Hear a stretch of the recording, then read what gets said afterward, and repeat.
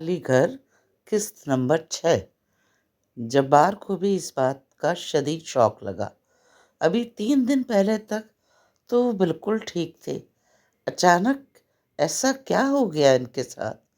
آج دوپہر کو دل کا دورہ پڑا اور مغرب کے وقت ان کا انتقال ہو گیا۔ ان کے بیٹے کا میرے پاس ابھی ابھی فون آیا تھا، شعیب نے جواب دیا۔ بہت برا ہوا، ابھی تو ہم سب کو ان کی بہت ضرورت تھی۔ بہرحال ہم سب اللہ کا مال ہیں اور وقت مقررہ پہ سب ہی نے جانا ہے۔ اللہ ان کی مغفرت فرمائے، آمین۔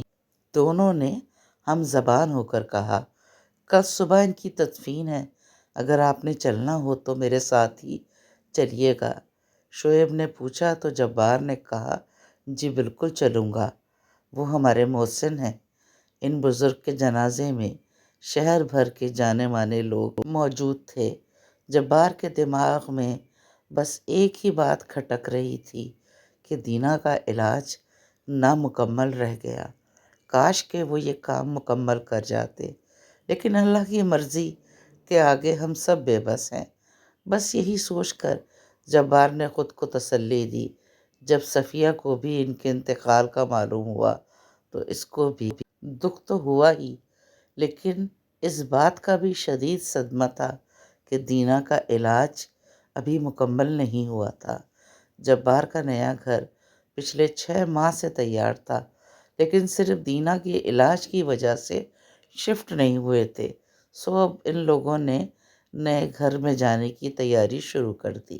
شائستہ کا جو سامان اسٹور میں تھا وہ جبار نے نکالنے نہ دیا اور کہا کہ وہ اس کو سب کچھ نیا لے کر دے گا، تو شائستہ کو صبر آیا۔ نئے گھر میں آنے کے بعد کئی دن تک گھر کی سیٹنگ میں لگ گئے، پھر اس کے بعد نئے گھر کی خوشی میں ایک بڑی دعوت کا اہتمام کیا گیا، جس میں پورے خاندان کو دعوت دی گئی۔ دعوت والے دن دینا بہت پیاری لگ رہی تھی۔ کافی لوگوں نے تو اس کو کئی سالوں کے بعد دیکھا تو دیکھ کر محبوط رہ گئے۔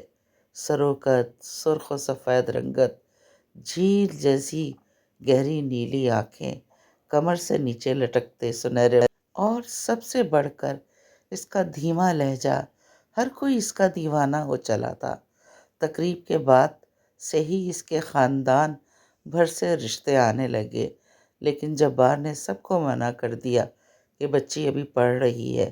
صفیہ کچھ دن سے محسوس کر رہی تھی کہ دینا اچانک بالکل خاموش ہو جاتی ہے اور اچانک اس کا رویہ بالکل بدل جاتا ہے، بچوں کی طرح کی حرکتیں کرنے لگتی ہے، اکثر اوقات اکیلے بیٹھے بیٹھے زور زور سے ہنسنے لگتی ہے، پوچھنے پر کہتی ہے کچھ نہیں۔ صفیہ نے ان سب باتوں کا ذکر جب جبار سے کیا تو اس نے کہا کہ یہ تمہارا وہم ہے۔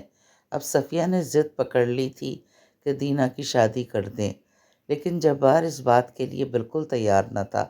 لیکن ایک دن تہجد کے وقت جب جبار کو دینا کے کمرے سے ہنسنے کی آوازیں سنائی دیں تو اس نے دینا کا دروازہ کھٹکھٹایا تو کوئی جواب نہ آیا، تو پھر جبار نے آہستہ سے دروازہ کھولا تو دینا گہری نیند میں سو رہی تھی۔ یہ بات نظر انداز کرنے والی نہیں تھی۔ اب جبار کو بھی یقین ہو گیا کہ دینا کے ساتھ پرانے والے معاملات دوبارہ شروع ہو گئے ہیں، لیکن اس کا حل سمجھ نہیں آ رہا تھا، کرے تو کیا کرے۔ اس دوران دینا کے لیے خاندان سے رشتہ آ گیا۔ سیدھے سادے لوگ تھے، لڑکا پڑھا لکھا تھا، شریف تھا۔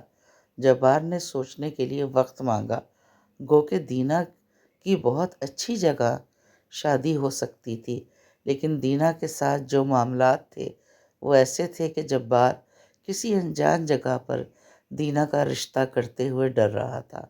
اس کے سارے بہن بھائی اس رشتے کے حق میں نہیں تھے، لیکن جبار اس رشتے کے لیے تیار تھا۔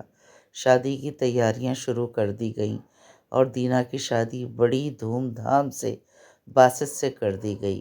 بیٹی کو رخصت کرنے کا دکھ تو تھا ہی، لیکن اس دکھ کے ساتھ ہزاروں خدشات بھی تھے کہ اللہ نہ کرے کوئی انہونی نہ ہو۔ اگلی صبح جب دینا کے سسر کا فون آیا تو جبار نے دھڑکتے ہوئے دل کے ساتھ اٹھایا۔ سلام دعا کے بعد دینا کے سسر نے بتایا کہ کل گھر واپسی پر ایک چھوٹا سا حادثہ ہو گیا تھا، لیکن ہم نے آپ کو تنگ کرنا مناسب نہیں سمجھا کہ بہت رات ہو گئی تھی۔ جبار کی زبان گنگ ہو گئی تھی۔ اس نے لڑکھڑاتے ہوئے لہجے میں پوچھا، کیسا حادثہ؟ کل جب ہم واپس گھر آئے تو باسط گھر میں داخل ہوتے وقت لڑکھڑا کر گرا اور اس کی پنڈلی کی ہڈی پر ہیئر لائن فریکچر ہو گیا۔ ہم رات بھر اسپتال میں تھے، بس ابھی باسط کو لے کر آئے ہیں۔ کہانی جاری ہے۔